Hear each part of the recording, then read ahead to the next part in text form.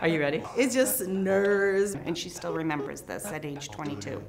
I have my glasses on, I just found the camera. I see that there, and I thought that was the camera, but I just focused on that. Take one. My name is Heather, and I have 2 children.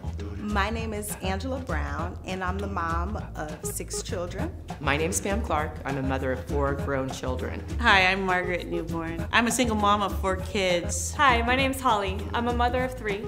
So seatbelts are one of the biggest issues with kids in the cars. They don't like to put them on, they don't want to be strapped down, and I would explain to them why this is important, it's for your safety. Even when their friends would come over, arguments about wearing the seatbelt, but we would put them all on, and then I would start driving, go about 3 miles an hour, and slam on the brakes, and everybody go flying forward, and I'd turn around and go, that's why we wear seatbelts. I have a son, and he's 6 years old, and he is the baby of 5 older sisters. He's always asked my husband and I to buy him a baby brother. And our response has always been, we can't afford one, they're too expensive. So he has gone around the house and collected all the change that he could find in order to save up enough money to buy himself a baby brother. And one day he comes up to me, he's like, okay Mom, I have enough.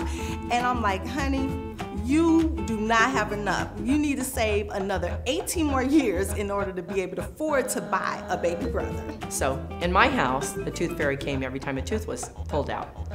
And we all would always promise to put money underneath the pillow.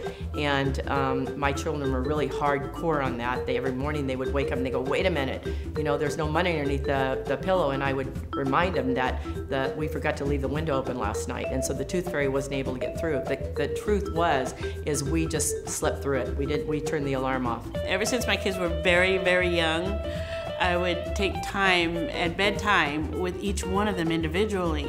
And I would tell them I love them and get my hugs and kisses, and I would tell them in their ear, you know you're my favorite, right? Then I'd have to remind them each time, like, don't tell the others. This is our little secret. When my youngest, who's 24 now, came to me, he popped his head into my bedroom. I was sitting on my bed, and he pops his head in, he goes, Mom, he said, you lied to us.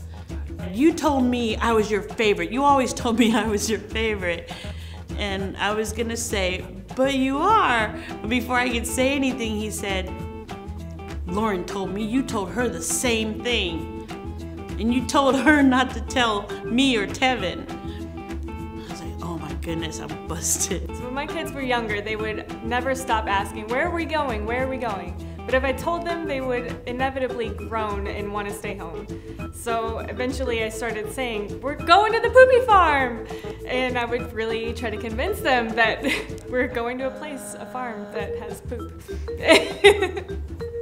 Happy Mother's Day. Happy Mother's Day. Happy Mother's Day. Happy Mother's Day.